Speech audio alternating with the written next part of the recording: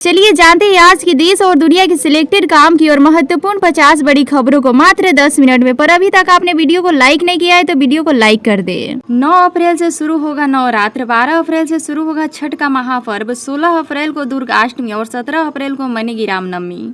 प्रधानमंत्री नरेंद्र मोदी आज नक्सलिये के गढ़ वस्त्र में चुनावी सभा करेंगे। इस दौरान पीएम मोदी जनता से वोट का अपील करेंगे। मैं भी हिंदू हूँ, मोदी जी और बीजेपी का नहीं है राम मंदिर, जाएंगे तो कोई रुकेगा क्या, बोली सीमा भारती। बालू से काली कमाई करने वाले माफियाओं की सूची तैयार, लिस्ट में 2 विधान परिषदों का भी नाम, ईडी तक पहुंचा मामला।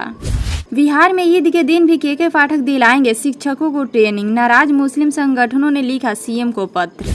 मुंबई की पहली जीत के बाद रोहित ने हार्दिक पांड्या को लगाया गले, आकाश अंबानी का रिएक्शन हुआ वायरल। नीतीश कुमार ने पीएम के छुए पैर, पीएम की रैली में इस गलती के लिए टोल हुए बिहार के सीएम। जमुई व नवादा के बाद अब गया में गरजेंगे पीएम मोदी। पुलवामा में पीएम नरेंद्र मोदी 12 अप्रैल को जनता को करेंगे संबोधित, तैयारियों को लेकर भागदौड़ कर रहा है प्रशासन। अलीगढ़ जिले में शहर में 60 मोहल्ले और देहात में 140 गांव डेंगू और मलेरिया के लिए अति संवेदनशील घोषित है। इन इलाकों में मच्छरों का सर्वाधिक प्रकोप है। स्वास्थ्य विभाग के स्तर में इनकी सूची नगर निगम, जिला पंचायत राज अधिकारी को भेजकर यहां जल जमाव खत्म करने को लेकर साफ सफाई और फायरिंग की सिफारिश की गई है। भारत सरकार की महाकांक्षी योजना प्रधानमंत्री किसान सम्मान निधि योजना से देश के करोड़ों किसान लाभान्वित हो रहे हैं। भारत सरकार इस योजना के तहत किसानों को हर साल 6,000 रुपये की वितरित सहायता प्रदान कर रही है। भाई तेरे से तेज बैलगाड़ी है, केएल राहुल की धीमी पारी को लेकर भड़के फैन, सोशल मीडिया पर जमकर हुआ बवाल। 5.5 करोड़ कैश, 3 किलो सोना और 103 किलो चांदी बरामद, कर्नाटक के ज्वेलर्स के घर पुलिस का रेड। प्राण प्रतिष्ठा की तरह एक बार फिर से सजेगा राम मंदिर, हनुमानगढ़ी में महकेगा गुलाब, हेलीकॉप्टर से होगी फूलों की बारिश। प्रधानमंत्री नरेंद्र मोदी ने रविवार को कांग्रेस पर तीखा हमला बोलते हुए कहा कि उसके द्वारा हाल ही में जारी घोषणा पत्र में तुष्टीकरण की राजनीति की बू आ रही है और ये ऐसा है मानो इसे मुस्लिम लीग लेकर आई है।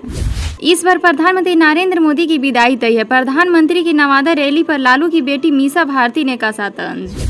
नवादा में पीएम मोदी की चुनावी रैली में नीतीश कुमार ने याद दिलाया पति पत्नी का जंगल राज। सरकार की योजनाओं ने गरीब का स्वाभिमान लौटाया, उनका गौरव बढ़ाया, जलपाईगुड़ी में बोले पीएम मोदी।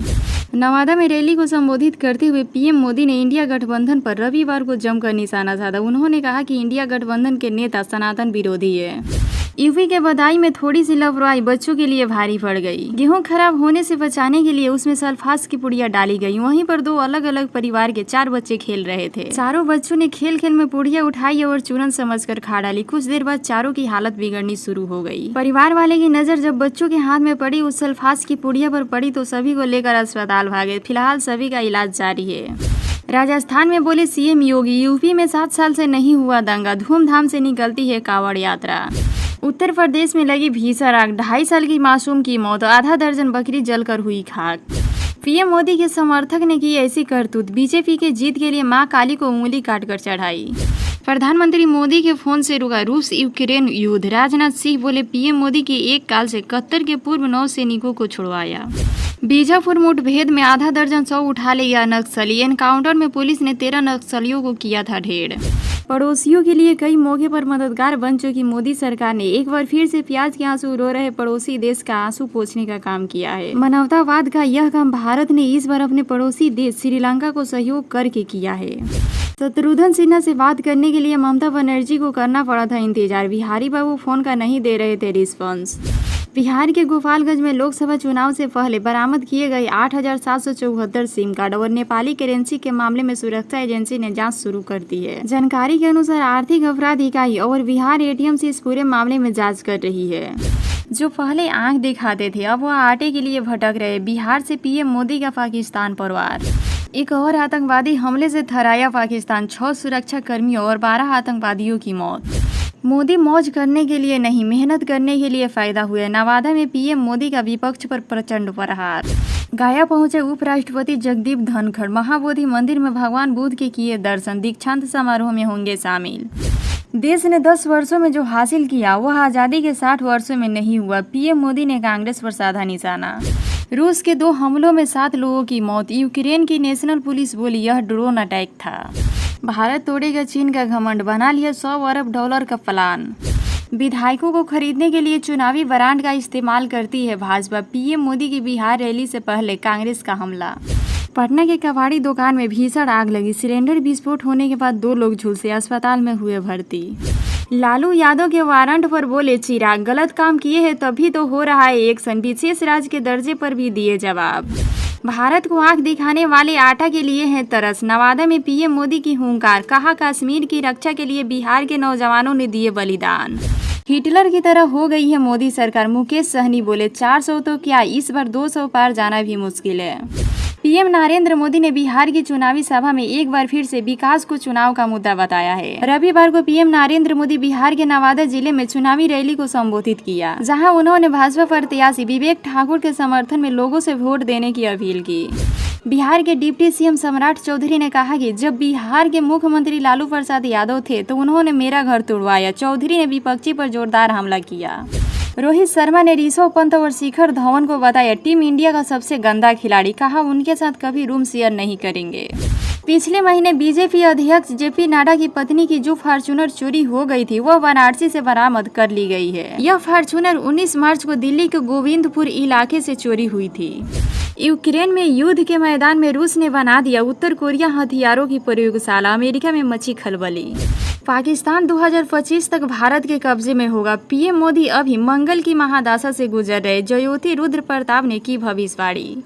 पीएम नरेंद्र मोदी के डिजिटल इंडिया कार्यक्रम पर संयुक्त राष्ट्र फिदा हो गया है। डिजिटल इंडिया की पहले से तरक्की की राह पर तेजी से दौड़ते भारत ने यूएन महासभा ने जमकर तारीफ की। साथ ही भारत में इंफ्रास्ट्रक्चर में भारी निवेश को भी सराहा। भाजपा मौजूदा लोकसभा चुनाव में 400 से अधिक सीटों पर जीत के दावे के साथ चुनावी मैदान में है। भाजपा के तमाम नेता दावा कर रहे हैं कि भाजपा खुद 370 सीटों पर जीत हासिल करेगी और एनडीए 400 सीटों की संख्या को पार करेगा। बिहार में गर्लफ्रेंड से धोखा खाए लड़के ने सरेआम ताबड़तोड़ गोलियां चलाकर पूरे परिवार को उतारा मौत के घाट। बेंगलोर में हुआ बड़ा हादसा। धार्मिक मेले में 100 फुट ऊंचा रथ भरा भर कर गिरा, बाल बाल बचे लोग। उत्तर प्रदेश के कुशीनगर जिले में आवारा कुत्तों ने मानसिक रूप से ठीक 35 साल की एक महिला को नोच नोच कर मार डाला। उत्तर प्रदेश के गोरखपुर और आगरा के लोगों के लिए खुशखबरी है। रेलवे बोर्ड द्वारा इन शहरों के बीच सेमी स्पीड भारत ट्रेन के संचालन का प्रस्ताव रखा गया है। इन प्रस्ताव को मंजूरी मिलने का इंतजार किया जा रहा है। नशीली दवाओं की सूची पर 4 अवैध गोदामों में छापेमारी करने पहुंची औषधि विभाग की टीम को शनिवार को बड़ी सफलता मिली। 4 गोदामों में से 25 लाख की नशीली दवा, 15 लाख के सैंपल एवं अन्य प्रतिनिधित्व दवाओं के साथ 750 ml की 200 बोतल अंग्रेजी शराब जब्त की गई। दुनिया की सबसे बड़ी आबादी वाला हमारा देश अब डेवलपमेंट के मामले में तेज रफ्तार से ग्रोथ कर रहा है। भारत काफी लंबे समय से बड़े देशों में सबसे तेजी से आर्थिक ग्रोथ कर रहा है। मेरठ जनपद के पलवपुरम में शनिवार को भाजपा प्रत्याशी अरुण गोविल का प्रचार प्रसार के दौरान विरोध हो गया। इस दौरान लोगों ने कैट विधायक और भाजपा उम्मीदवार का जमकर विरोध किया। वहीं लोगों ने नारेबाजी भी की। लोकसभा चुनाव का प्रचार जोरों पर है। भारतीय जनता पार्टी के वरिष्ठ नेता और केंद्रीय मंत्री स्मृति ईरानी ने शनिवार को अयोध्या में प्रभु श्री राम के मंदिर का उद्घाटन का जिक्र करते हुए राहुल गांधी और विपक्षी दलों के इंडिया गठबंधन के नेताओं पर जमकर निशाना साधा। स्मृति ईरानी ने चेन्नई में एक चुनावी कार्यक्रम के दौरान विपक्षी दलों के गठबंधन के नाम रखने पर हमला बोलते हुए कहा कि नाम तो इंडिया अलायंस रखते और केंद्र दिल्ली में जमकर भारत तेरे टुकड़े टुकड़े होंगे का नारा लगाने वाले गैंग का समर्थन करते हैं। चैत माह में ही बैसाख की गर्मी का एहसास होने लगा है और लोगों की परेशानी बढ़ गई है। 10 बजे के बाद ही गर्मी और धूप बढ़ने से लोग बाहर निकलने से कतरा रहे हैं। जो निकल रहे हैं वे दोपहर में छांव की तलाश कर रहे हैं। 2 से 3 दिनों के भीतर ही बिहार के कई जिलों में तापमान 40 डिग्री के पार जा सकते हैं। लोगों को सावधानी बरतने की अपील की गई है। लाओस से वापस लौटे 17 भारतीयों को लेकर विदेश मंत्री एस जयशंकर ने बड़ा दावा किया है। उन्होंने कहा कि केंद्र ने एक बार फिर अपनी प्रतिनिधित्व साबित की है। उन्होंने कहा कि मोदी की गारंटी सभी के लिए काम कर रही है। भारतीय श्रमिकों की वापसी पर विदेश मंत्री एस जयशंकर ने श्रमिकों की सुरक्षित वापसी सुनिश्चित करने में सहयोग के लिए लाओस के अधिकारियों को भी सराहना की।